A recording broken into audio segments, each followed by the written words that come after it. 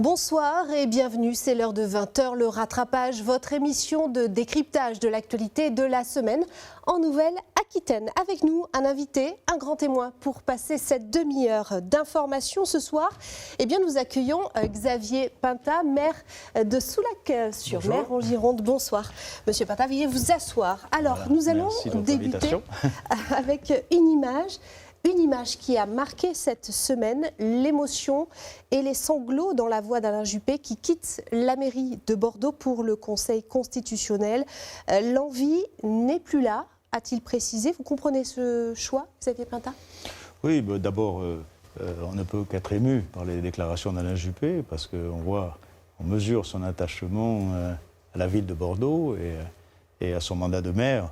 Bon, mon sentiment est partagé, bien sûr, parce que d'un côté, on ne peut que regretter le départ d'Alain Juppé de la mairie de Bordeaux. C'est un homme qui a tellement influé sur cette ville pour la dynamiser, la faire rayonner, la métropole, qui a une influence sur la Gironde et notre Aquitaine. Donc, en tant qu'élu girondin, on ne peut que regretter ce départ, qui est quand même une surprise, hein, dont personne ne s'attendait si soudainement à ce départ.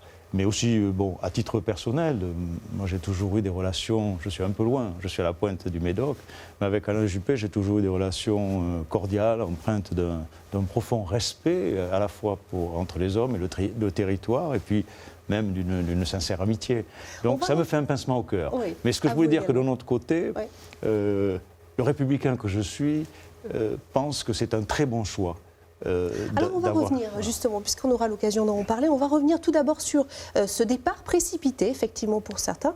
On en reparle, on regarde et on en reparle juste après. Ponctuel, Alain Juppé descend le grand escalier qui mène à son bureau, applaudi par des agents municipaux. Puis son discours bref et sobre détaille comment il a accepté en 24 heures d'être nommé au Conseil constitutionnel. Une décision prise suite à son choix, jusque-là tenu secret, de ne pas se représenter à la mairie de Bordeaux. D'abord, dit-il, pour ne pas faire le mandat de trop, mais pas seulement. Aujourd'hui, l'envie me quitte. Dans ce climat général, infecté par les mensonges et les haines que véhiculent les réseaux sociaux, l'esprit public, la vie publique sont difficiles à vivre et lourdes à porter. Insistant sur le fait qu'il n'a pas pris cette décision de gaieté de cœur, l'émotion gagne Alain Juppé à l'évocation de son amour pour Bordeaux et les Bordelais. C'est un arrachement que de me séparer de qui j'ai tant aimé, à qui j'ai tant donné. Allez, aidez-moi.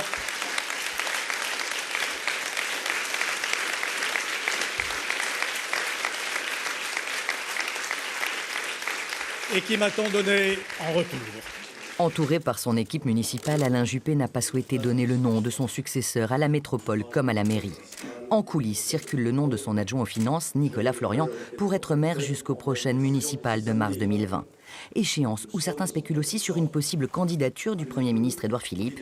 Alain Juppé, lui, n'a démenti aucune hypothèse. Le jeu est ouvert. J'imagine que beaucoup de candidatures vont se déclarer. Ma position de membre du Conseil constitutionnel m'interdira, bien entendu, de me mêler de la campagne électorale et donc aux forces vives de Bordeaux de vivre. Et Alain Juppé de mettre ainsi un terme à près de 25 ans de vie politique bordelaise. Bordeaux la belle tout court.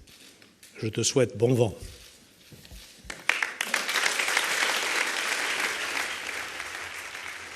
Un mot sur les propos d'Alain Juppé. Il parle de climat infecté par les mensonges et les haines que véhiculent notamment les réseaux sociaux. Est-ce que la fonction de maire est-elle plus lourde à porter ces dernières années pour ces raisons-là notamment ?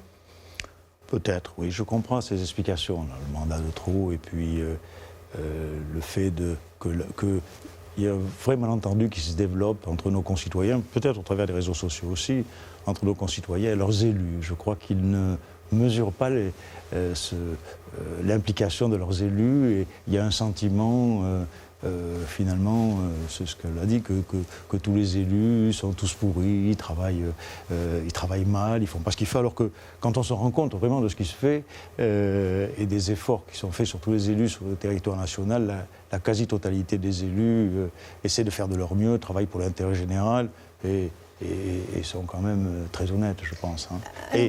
Mais je dois dire quand même qu'il faut faire une différence entre les élus peut-être nationaux ou élus par des instances plus politiques ou sur des postes plus politiques et le mandat de maire. Je crois que le mandat de maire est encore dans nos campagnes un peu épargné.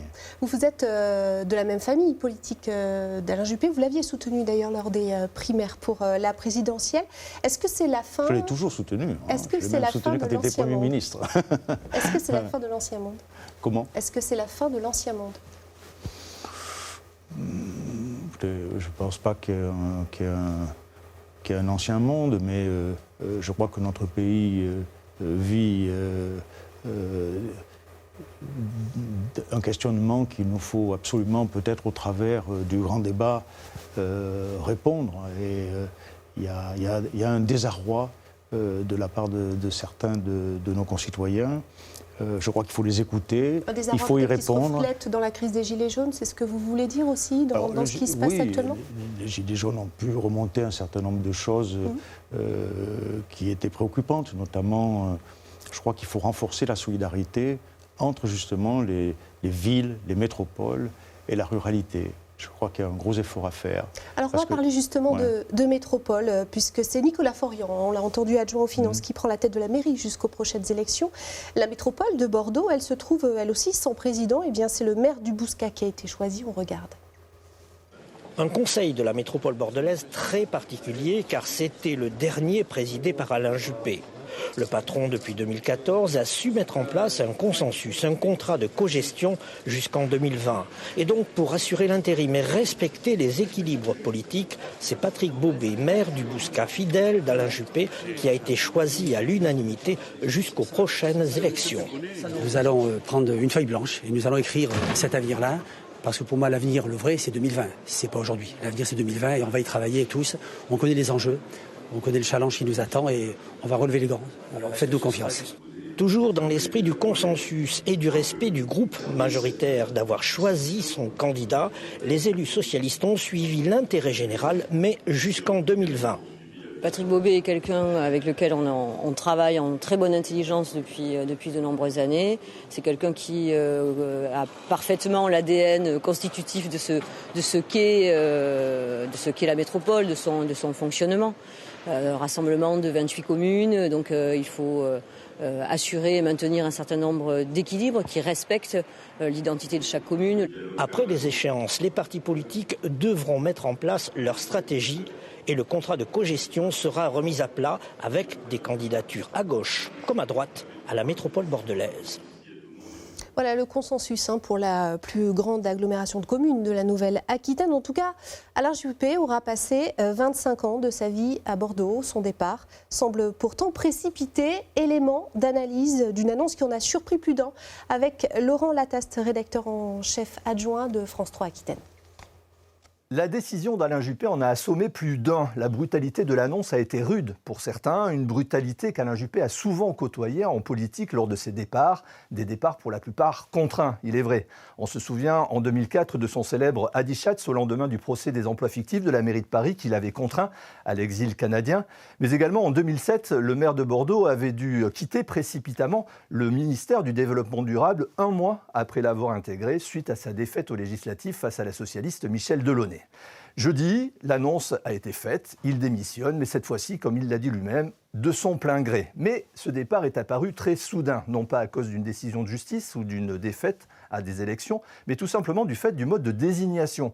Car Alain Juppé a décidé il y a une dizaine de jours d'intégrer le Conseil constitutionnel, mais il devait en parler à personne, ni aux Bordelais, ni à son équipe municipale. Rien ne devait fuiter tant que le président de l'Assemblée nationale, Richard Ferrand, ne l'avait pas nommé officiellement. Du coup, il ne reste plus que 3 ou 4 semaines à Alain Juppé pour faire ses cartons du Palais Rohan avant de rejoindre le Palais Royal. Quelques semaines pour clore 25 années de vie politique à Bordeaux. C'est brutal, mais Alain Juppé est habitué, et les Bordelais aussi. Enfin, pour clore cette annonce politique de la semaine, je vous propose d'entendre Dominique Bussereau, président du conseil départemental de Charente-Maritime, ancien ministre lui-même. Il revient sur l'image d'Alain Juppé dans notre région. Bordeaux a toujours eu la chance d'avoir des grandes personnalités à sa tête, y compris avant la Seconde Guerre mondiale. Historiquement, naturellement, le règne de Chaban a marqué Bordeaux, la municipalité Juppé a marqué Bordeaux, Juppé a transformé Bordeaux. Après, il y a dans le conseil municipal des gens de qualité, donc je ne vais pas me mêler des affaires locales. C'est important que ça marche bien à Bordeaux, parce que Bordeaux, c'est l'image de la Nouvelle-Aquitaine. Dans le choix des pictos charentais de rejoindre la Nouvelle-Aquitaine, plutôt que d'autres propositions qui nous étaient faites, il y avait l'attractivité de Bordeaux dont nous souhaitions profiter, et cette image de Bordeaux. Voilà, donc le choix des Bordelais sera très important. Après, c'est le choix des Bordelais, ce n'est pas à nous de nous en mêler. Xavier Pintat, c'est important que Bordeaux rayonne, marche bien. Vous aviez l'air d'accepter. Bien sûr, c'est important. On le voit même dans ses déplacements dans le monde entier. L'image de Bordeaux tire bien sûr de l'avant la Nouvelle-Aquitaine et la Gironde. Et l'action qu'a fait Alain Juppé, je crois, était pour ça tout à fait remarquable, parce que la ville s'est épanouie, dynamisée, le tramway. Il y a une certaine admiration, et d'ailleurs, Bordeaux est assez lié à Alain Juppé aujourd'hui dans l'image. Alors comment va-t-elle survivre après Alain Juppé, pour prendre sa succession en 2020 précisément? Est-ce qu'il faut une tête d'affiche nationale? Je ne sais pas, je crois que c'est d'abord aux Bordelais. Pour votre famille politique, en tout cas, puisque Bordeaux était à la droite jusqu'alors, faut-il un visage bordelais ou, selon vous, quelqu'un qui a une représentativité nationale?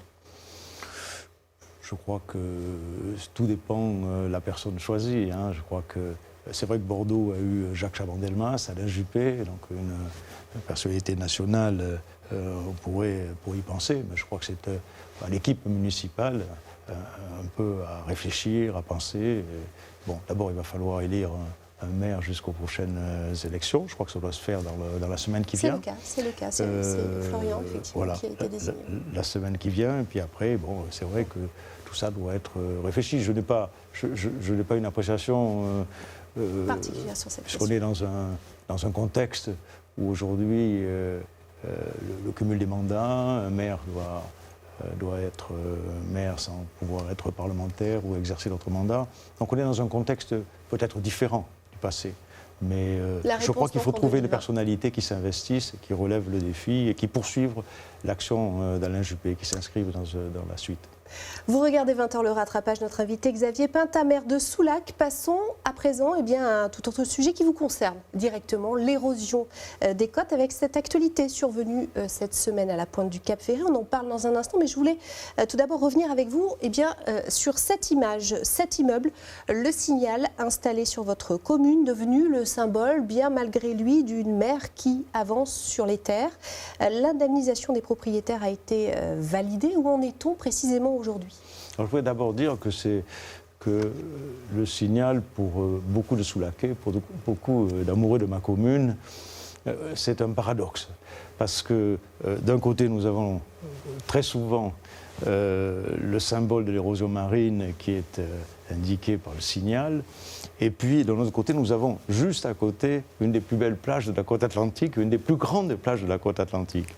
Donc c'est quand même un symbole, et nous souhaiterions que ce problème soit réglé le plus vite possible. Avec l'indemnisation des propriétaires, alors, ça va s'accélérer? L'indemnisation, c'est que, bon, on ne peut que comprendre le préjudice financier, moral des copropriétaires. Bon, mais il y a des dispositifs législatifs, la loi Barnier, qui ne peuvent pas s'appliquer à l'érosion dunaire. Donc les propriétaires n'ont pas pu être indemnisés de cette façon. Il y a eu un recours des copropriétaires, une action en justice vis-à-vis de la commune, de l'État. Ils n'ont pas eu satisfaction ni au tribunal administratif, ni en appel, ni au Conseil d'État, ni au Conseil constitutionnel. Donc il fallait absolument qu'il y ait un processus législatif qui puisse nous sortir de cette affaire. Alors, deux nouveautés. L'État, au travers du préfet, du nouveau préfet Didier Lallemand, a pu dégager des crédits pour désamianter l'immeuble. Ça a commencé depuis quelques jours. Bon, et ensuite, il faut trouver le moyen d'indemniser les copropriétaires pour avoir la disposition de la propriété pour pouvoir le démolir. Voilà. Cette semaine, en tout cas, c'est la pointe du Cap Ferré qui a fait l'objet de toutes les attentions. Le préfet a décidé d'interdire l'accès aux piétons suite au phénomène accéléré de l'érosion du trait de côte. On regarde. 10 000 km pour venir buter sur cette interdiction. Ce couple en vacances arrivé de l'île de la Réunion le prend avec philosophie. On arrive, on voit que c'est fermé. Pour nous, c'est une frustration dans la mesure où on s'est improvisé une petite sortie. La promenade est repoussée aux Calanques grecques. Une étude scientifique du CEREMA pointe les dangers d'érosion au Cap Ferré. La commune, sur injonction du préfet, a dû condamner les accès côtiers. Et cette étude met en évidence un certain nombre de risques immédiats. Qui sont évidemment pour l'essentiel sur la partie la plus au sud de la commune de Lège-Cap-Ferré, c'est-à-dire ce qu'on appelle la pointe, et là qui met en évidence un phénomène accéléré d'érosion qui nécessite, l'érosion du trait de côte, qui nécessite la prise de mesures d'abord d'interdiction d'accès pour assurer la protection des personnes, et ensuite la mise en œuvre d'un plan. Si c'est dangereux, il vaut mieux en effet ne pas passer. C'est quand même une digue qui est faite, et on sait que l'eau gagne, donc il vaut mieux être prudent. Hein. La municipalité comprend beaucoup moins l'urgence de cette mesure. Jusqu'à présent, sur le côté bassin, nous n'avions aucune indication et aucune étude qui montrait l'imminence d'un danger. Monsieur le préfet a sûrement de bonnes raisons de nous demander cet arrêté d'interdiction. Les riverains en première ligne directement impactés s'interrogent eux aussi sur l'opportunité soudaine de cette interdiction. Tous les travaux de renforcement de cette digue sont de leur responsabilité. Dans notre secteur, depuis 1976, où l'eau était sous mes pieds, là où je me trouve, toute la digue a été construite d'ici au bassin, ça représente à peu près aujourd'hui 45 mètres de large sur 30 mètres de hauteur. En 2 ans, sur cette partie de la digue, les frais des riverains avoisinent les 2 millions d'euros. On se bat, on fait les choses, on veut sauvegarder nos biens et maintenant l'État arbitrairement dit qu'on est la faute ou je ne sais pas, ou on interdit aux gens de passer. Le préfet demande à la commune d'intégrer sous 3 mois un plan de gestion de crise pour la pointe et la zone des 44 hectares. Un plan qui doit prévoir des procédures d'urgence d'évacuation de la population. Donc on parle d'une évacuation possible de la population. C'est inévitable désormais dès que l'on habite proche du littoral. Xavier Pintat ? Alors, écoutez, j'ai suivi avec beaucoup d'attention ce qui s'est passé au Cap Ferré parce que je dirais nous sommes un peu dans une situation où il y a beaucoup de similitudes. D'abord, nous avons à côté le plus grand estuaire d'Europe. À côté du Cap Ferré, il y a le bassin d'Arcachon, donc ça crée des courants et des mouvements de très forte érosion. Et je crois que tous les deux, nous avons misé sur quelque chose d'important que je voudrais rappeler, c'est sur la gestion du trait de côte et une stratégie pour combattre l'érosion marine. On va regarder effectivement un chiffre pour... Parce qu'elle est... Oui.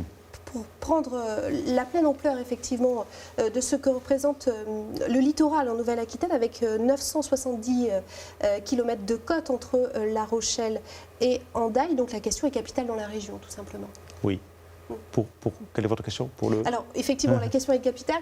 Je voulais venir aborder avec vous la question de Lacanau, puisque cette commune envisage peut-être un repli stratégique des habitations sur son littoral. Est-ce que c'est quelque chose désormais d'envisageable quand on habite une commune près de la mer ? Oui, ce que je voulais vous dire, c'est qu'un par rapport à tous les courants sédimentaires, parce que la logique, si vous voulez, du nord du Médoc, du milieu du Médoc et autour du bassin d'Arcachon, c'est des logiques différentes. C'est pas la même érosion, c'est pas les mêmes mouvements. Donc, sous l'égide du GIP littoral, qui est l'organisme qui dépend de la région, on a défini une stratégie de gestion de notre trait de côte qui est par bassin sédimentaire, et notamment autour de Lège-Cap-Ferré, cette stratégie de gestion du trait de côte a été prise il y a 1 an, en 2017. Nous venons de la prendre en 2018 pour le nord du Médoc. Cette stratégie, on la retrouve également aussi à Lacanau. Elle consiste à quoi ? Elle consiste à d'abord des protections douces, surtout au littoral, avec du rensablement massif, elle consiste aussi à protéger les zones de vie, les zones d'habitation d'une manière pérenne. Et elle consiste aussi à délocaliser les endroits dangereux. C'est ce que nous avons notamment réussi à faire dans cette pointe du Médoc, où nous avons là un contexte qui est unique sur la côte atlantique. Parce que les courants de l'estuaire font que nous avons une dérive sédimentaire qui est contraire à tout ce qui se passe sur la côte atlantique. Sur la côte atlantique, la dérive sédimentaire, c'est-à-dire les courants d'érosion, sont du nord au sud. Nous, on est du sud au nord, parce que ça tourne, si vous voulez, de la pointe de l'estuaire et ça revient. Donc tout ça, c'est-à-dire qu'on peut s'inscrire dans une démarche, très économe, puisque en constituant des épis au nord, le courant et le sable se déplaçant du sud, on arrive à reconstituer. C'est pour ça qu'on a fait une très belle plage et que ce sable qui est piégé au nord, on peut le remettre au sud. C'est des stratégies qui sont assez complexes, mais ces stratégies, c'est celles qui permettent d'avoir une action concrète et de pouvoir envisager ce que vous dites à Lacanau, décolonisation. C'est la même chose à Lacanau. Alors on va traverser à présent l'estuaire juste en face de Soulac. Eh bien, il y a Royan, l'accostage des premiers bateaux de croisière fluviale dans le port de la cité balnéaire va bientôt devenir une réalité. Aujourd'hui, le dossier est bouclé et le choix d'aménagement est arrêté. Après plusieurs années de réflexion et de gestation, le port de Royan voit son avenir en grand. Question taille de bateau, car pour accueillir le premier navire qui va s'amarrer à quai, le Cyrano de Bergerac, un nouvel aménagement sur le port va être réalisé. On a prévu donc la réalisation d'un certain nombre d'aménagements au niveau donc, du quai des Sabliers, avec la mise en place d'un ponton spécifique qui va venir en appui du ponton existant. Et on va planter 4 ducs d'Albe, donc 4 gros pieux de 1,20 m et qui vont permettre aux bateaux de s'amarrer. Une escale rendue aujourd'hui possible grâce à la loi bleue votée en 2016 qui autorise les bateaux de croisière fluviaux à naviguer dans les estuaires. Un nouvel afflux touristique attendu avec impatience par tous les acteurs économiques. On a donc une clientèle qui va être présente du mois d'avril jusqu'à fin octobre. Et donc on va effectivement sur une clientèle de morte saison. Et ça, c'est l'élargissement dont tout le monde pouvait rêver, en tout cas dont tout le monde parlait et qui avait du mal à se faire sur ce territoire particulièrement. Une très bonne nouvelle pour les commerçants qui attendent aussi avec impatience les premiers croisiéristes. On attend avec impatience parce que ça va nous allonger la saison et ça nous amène du monde intéressant, quoi. Au lieu d'attendre spécialement que les vacances de Pâques ou alors les ponts, un arrivage régulier de personnes en transit pour se promener et découvrir la région, ça ne peut qu'être bénéfique. Des touristes venus de Bordeaux par l'estuaire et la mer en 2020, un juste retour en arrière de l'histoire maritime locale. Au XIXe siècle, il y a des steamers à vapeur qui arrivaient déjà depuis Bordeaux et qui amenaient la bonne bourgeoisie de Bordeaux prendre les bains de mer à Royan. Donc ça va retisser du lien avec Bordeaux, la métropole régionale. Après les modifications et les certifications, d'ici quelques semaines, le Cyrano de Bergerac devrait effectuer un premier essai d'accostage. D'autres suivront au cours des mois. Voilà des Bordelais qui se déplacent à Royan. Et pourquoi pas Soulac, Monsieur Pintat? Alors, c'est peut-être pas Soulac, mais au Verdon. Donc on a prévu de faire un quai pour accueillir justement le Cyrano de Bergerac ou accueillir la mobilité fluviale. C'est un projet. C'est un projet. On accueille déjà les gros bateaux. Les paquebots viennent, puisque vous savez, les très gros ne peuvent accoster pratiquement qu'au Verdon. Donc après, on les déplace, ils vont sur nos plages, etc. Mais en tout cas, le projet de mais croisière... le projet, on fait un accostage spécial. Est possible au Verdon. Voilà. Abordons à présent la question de la santé. Direction la Teste pour cela, où le centre hospitalier est surchargé, à commencer par les urgences. Une démographie galopante doublée d'une population vieillissante. Voilà le cocktail qui met le centre hospitalier d'Arcachon dans le rouge. Construit voilà juste 5 ans, il affiche complet. Les urgences, par exemple, prévues pour 17 000 passages, en ont reçu près du double l'an dernier, en accueillant plus de 33 000 patients. Nous sommes à l'étroit, donc nous ne pouvons pas offrir à chaque patient une attente dans des boxes de consultation. On est obligé de faire entrer, faire sortir, parfois plusieurs fois pour pouvoir faire les examens, faire les soins complémentaires ou les soins de surveillance et de suivi. Le constat est le même dans tous les services. Les 4 blocs opératoires ne désemplissent pas. Réservés pour des interventions programmées, ils doivent être réorganisés à chaque opération d'urgence. Il va falloir pousser les murs. Donc nous allons faire une 5e salle dédiée à l'urgence. Nous allons la construire à côté du bloc opératoire actuel pour permettre cette prise en charge en urgence qui est aujourd'hui indispensable. C'est pour répondre aux besoins de la population. Sinon quoi ? Sinon les patients vont aller à Bordeaux. Donc prendront leur véhicule, prendront des véhicules sanitaires pour aller se faire opérer à Bordeaux. Et c'est un non-sens. Les blocs opératoires supplémentaires et l'agrandissement des urgences représentent un investissement d'environ 3 millions d'euros. L'hôpital d'Arcachon va les financer sur ses propres ressources avec l'objectif d'une mise en service l'année prochaine. Et la question la plus générale, c'est y a-t-il assez d'hôpitaux de proximité ? Vous, vos administrés de Soulac qui se déplacent dans quel... C'est une demande des administrés de Soulac, effectivement, et c'est une demande d'ailleurs dans le grand débat que d'avoir une réponse de santé de proximité, des hôpitaux de proximité avec, je dirais, avec de la gériatrie, de la médecine générale, avec des réponses à des demandes basiques. Et ensuite, après, des plateformes plus consistantes, maternité ou autres aussi, et puis bien sûr le CHU. Mais les hôpitaux de proximité, c'est une très bonne réponse. Nous restons dans le domaine de la santé, les maisons de santé aussi, d'ailleurs. Avec l'épidémie de grippe qui s'abat sur la région. La Nouvelle-Aquitaine est d'ailleurs la zone la plus touchée, avec 808 cas sur 100 000 personnes. Et une attention particulière est menée auprès des personnes âgées, comme dans cette maison de retraite d'Ambazac, en Haute-Vienne. Dans cette EHPAD d'Ambazac, 5 des 140 résidents sont touchés par la grippe. Le personnel soignant fait un point sur la situation. Lui qui a été diagnostiqué à la grippe depuis hier, donc les précautions sont mises en place devant la chambre. Bien penser à l'hydrater, à lui dire de rester en chambre. Lavage de mains, port de masque, voilà.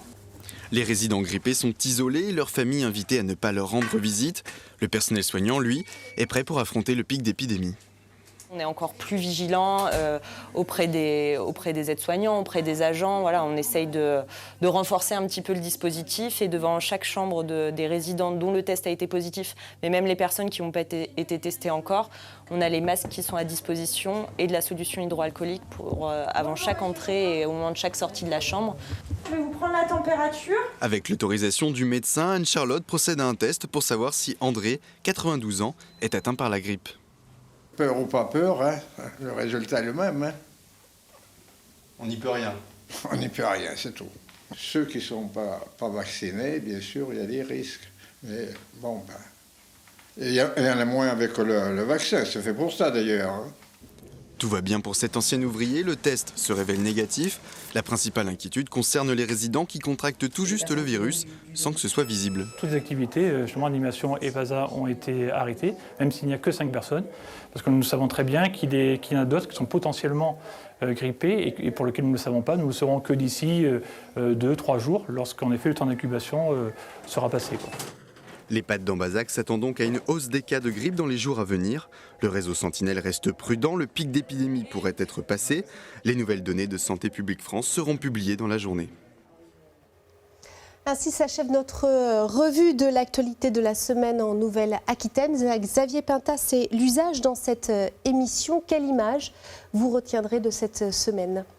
Bien sûr, le départ d'Alain Juppé. C'est une image qui qui me touche personnellement et nous a tous touchés. Et puis son émotion. Vous vous y attendiez à titre personnel ? Pas du tout, pas du tout. Voilà, pas du tout. Il aurait pu peut-être rester jusqu'en 2020 et puis aller jusqu'au bout de son mandat.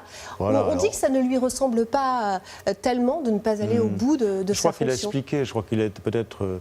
Il a été excessivement touché par ce qui s'est passé dans Bordeaux. C'est vrai qu'il y a eu des phénomènes comme à Paris, une grande violence avec des magasins qui ont été mis à mal. Et je crois que ça a dû beaucoup le frapper, que l'effort qu'il a fait pendant des années puisse être un peu anéanti à certains endroits au travers de manifestations violentes. Je crois qu'il a mis en avant aussi la violence dans les propos et dans les actes.